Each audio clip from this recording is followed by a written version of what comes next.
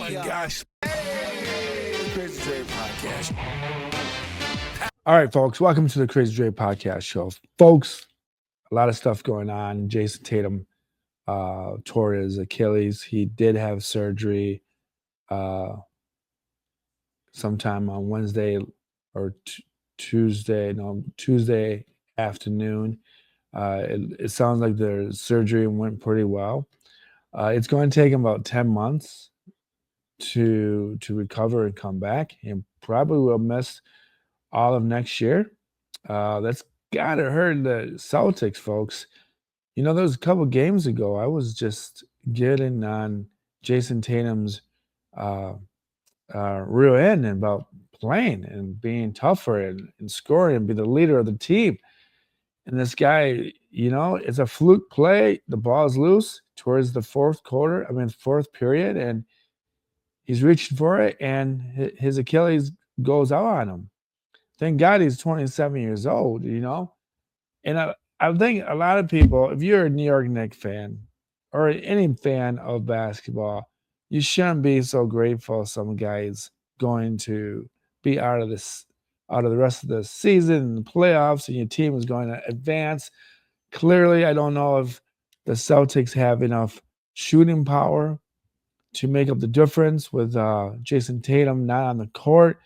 Jayson Tatum played 40 minutes, 16 for 28, uh, 7 for 16 for 3-pointers. He was hitting. He was on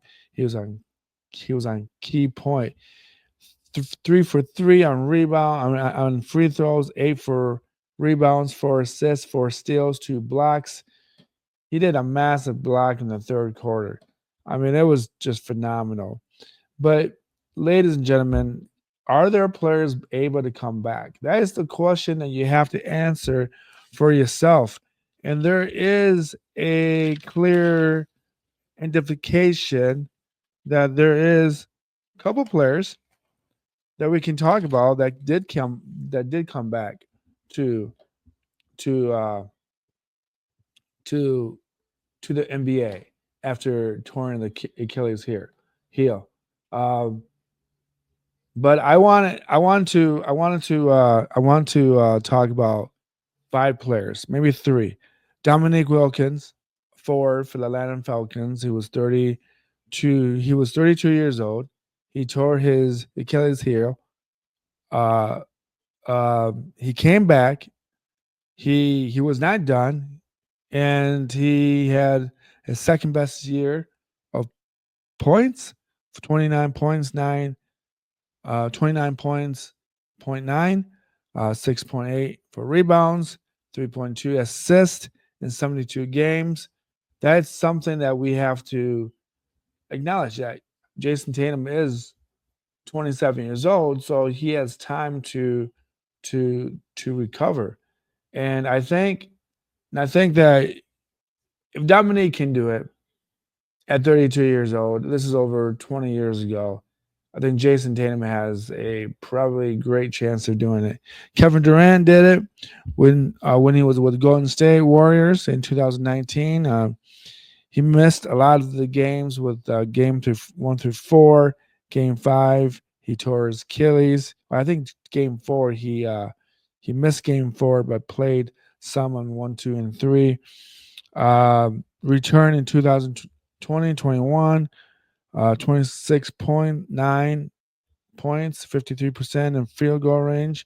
Made the All-Star team 5 appearances after that tour. Kobe Bryant, as we all know, the great Kobe Bryant, the late Kobe Bryant, he tore his Achilles heel in 2012, 2013 at 34 years old. He didn't make that recovery probably because of age and his aggressive play, that he's basically the Michael Jordan of that era. Uh, Only 6 games in 2013, 2014. Uh, in 2014-15, he did average about 22 points per game, 2.8 assists, 3.7 rebounds. He retires at the end of the year in 2016, or yeah. So I mean, putting those 3 guys together, Dominique, Kevin Durant, Kobe Bryant, there is a possibility of a good return for this young man, Jayson Tatum. Uh, I think that um, this will kind of make uh, Boston Celtics draft differently. I think they may do something that will bring in free agent, someone that will come in and take his spot a little bit. When Jason Tatum does come back, he'll come. The other person I was thinking of will come off the bench. I'm not really sure who could take his spot. He's one of those only one generation guys on your team that can fill in that uh, quota. So so unfortunately, Jason Tatum uh, tore his Achilles heel. If we talk about the game, we shouldn't just wipe off the idea of the Knicks playing so well.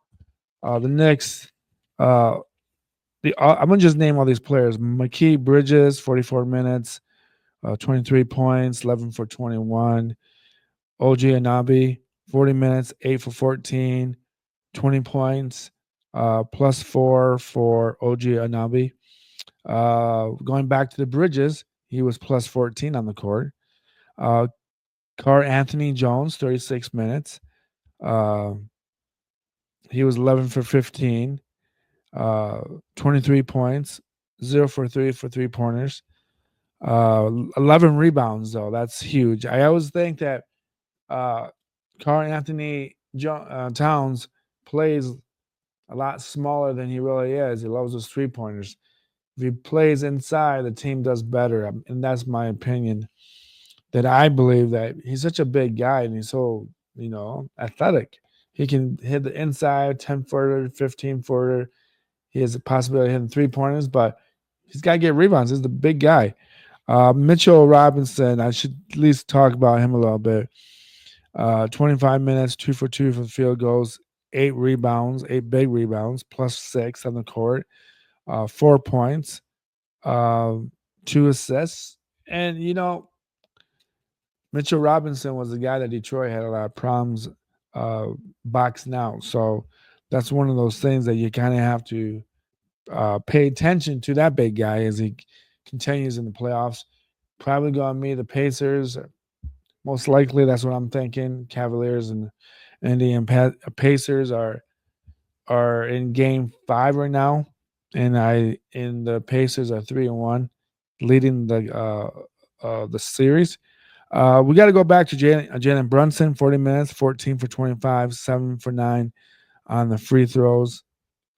Uh, I'm sorry. I'm sorry.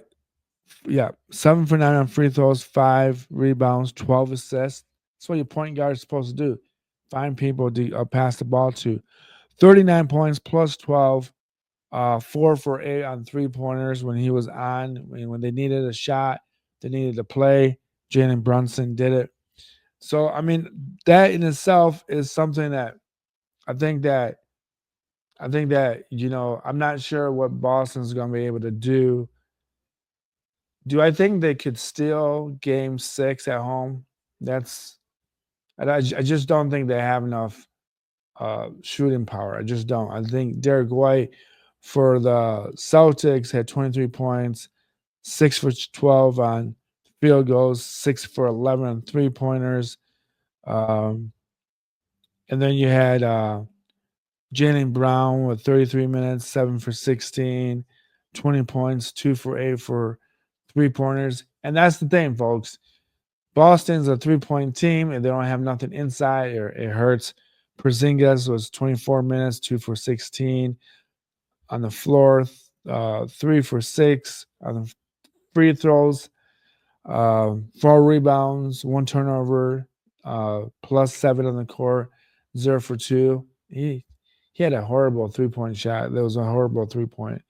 But uh, but there you go, folks. I really do think that Jayson Tatum will come back. I think that I think for me, he'll never be a 29, 30 point player ever again. I think if I was him, I would try to go between 22, 25 points per game, become more of a passing leader, take a lot easier shots, get to the foul line in the coming years if you're not hitting those 3 pointers. But I that's what I would do if I was Jayson Tatum. Again, there you go. There's this guy's opinion that no one really wants to talk about. Uh, NBA draft. I kind of said this before, and I'll show you. I'll show you my post that I had about 3 months ago about the Dallas Mavericks and the LA Lakers trade. Obviously, the Mavericks somehow 1.8% chance had an opportunity to get uh, the number one uh, draft, and they did it. They beat out the Spurs over a coin toss, of all things, and Cooper Flap is probably going to go to the Dallas Mavericks. I don't see how Dallas Mavericks could make that trade, but I will show you this post that I have here. There is. I'll leave the link below so that you can watch it. But when you have Nico Harris of the Dallas Mavericks, and then you have Rob Pelinka of the Lakers, along with Adam Silva doing their shenanigans, there's no coincidence that the Mavericks got the number one draft pick. There's just no coincidence. That to me is what's hurting in the NBA, the sports industry, when you make blatantly lies about uh, about how you came up with this trade, and then the Mavericks get the number one draft pick. Uh, there's word that Nico Harris and the rest of the Lakers, the rest of the Mavericks, uh, cared too much about uh, uh, Luca's health, drinking too much, a little bit out of shape, but he was scoring points. Look, he's a build different. He's just a different type of dude. You know what I mean? And if he's not in the gym all day and he's not like LeBron James, so be it. And if he's not, and I don't ever expect him to be like even like Michael Jordan or Kobe Bryant. He's just a different type of style. He knows where his limit is. I think everyone was happy that the Lakers did not proceed in the playoffs. They lost, but that's kind of what kind of guy you're going to get out of Luka. And I think Luka didn't realize that could happen, that he could get traded, and that the team like Dallas just didn't like his lifestyle. He's an old school white dude that does stuff like that. Mickey Mantle was drinking all the time for the Yankees. So that that's the closest comparison I can think of an athlete like that. But the Lakers, I like to see who they pick up for the draft. I think it's kind of nuts that the Lakers kind of did it and forced to do it. I think they're trying to protect the dynasty of the Lakers, with LeBron James probably retiring this year, the end of the playoffs of this year, or following year.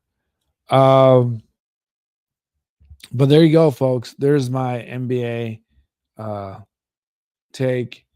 Unfortunately, uh, Jayson Tatum is injured. Would have been a great series. I think could have gone 7 games. And I'm lucky that I made a bet with a friend of mine that said that the Celtics could win at least one game out of 7 or 6. And there you go, folks. Thank you for listening. You can follow me on Spotify. You can follow me on Apple Podcasts. Follow me here on YouTube, the Crazy Dre Podcast Show. Please subscribe. Pass on to your friends. Other places, times. I've got a new uh, channel. It's Unseen Strength. Check it out. And then I have something on there.